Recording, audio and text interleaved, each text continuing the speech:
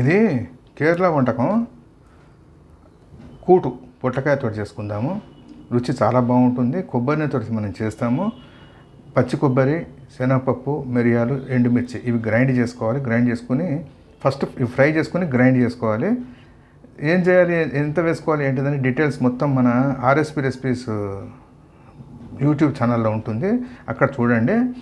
ఇది పెసరపప్పుని మనం ఉడకబెట్టుకోవాలి. ఏం చేయాలి ఏంటిదనేది నెక్స్ట్ ప్రాసెస్లో మనం చూద్దాము.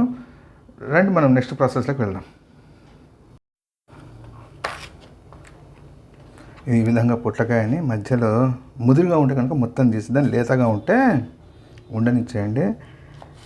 చూసుకొని సన్నగా తరుక్కుందాము. ఈ లోపల మనకి పక్కన ఇది జరిగిన తర్వాత ఏమవుతుంది, పక్కన పొయ్యి మీద శనగపప్పు వేగుతుంది. అదే శనగపప్పులో మనం పచ్చి కొబ్బరి వేసేద్దాం. పచ్చి కొబ్బరి, మిరియాలు, ఎండుమిరపకాయలు వేసి వేయించుకుందాం. వేయించి గ్రైండ్ చేద్దాం.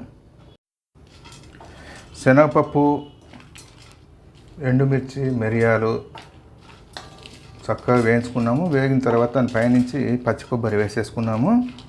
పచ్చి కొబ్బరి లైట్గా వేడి తగిలితే సరిపోతుంది. దీన్ని ఏం చేద్దాం, ఇప్పుడు దింపేసుకొని మెత్తగా గ్రైండ్ చేసుకుని పొడిని పక్కన పెట్టుకుందాం. ఏం చేయాలన్నది మన తర్వాత చూద్దాం. పొట్లకాయ మెత్తగా ఉడికిపోయింది. దాంట్లో ఏం చేసాము, పెసరపప్పుని కలిపేసి ఇప్పుడు ఏం చేద్దాం, పైనుంచి కొబ్బరి, జీలకర్ర, మిరియాలు, ఎండుమిర్చి పెట్టుకున్నాం కదా, ఆ లిక్విడ్ని వేసేద్దాం. దాన్ని వేసేసి మంచిగా కలుపుకుందాం. ఇది మనకి పొట్లకాయ కూటు తయారైపోయింది. పైనుంచి కొబ్బరిని తోటి పోపేసాము. కొబ్బరిని తినే ఇష్టం లేదు అంటే కనుక నెయ్యి పోపు వేసుకోండి. నెయ్యి కూడా అవైలబిలిటీ లేకపోతే మామూలు నూనెతో పోపేయండి. ఇది వేడిగా ఉండాలి.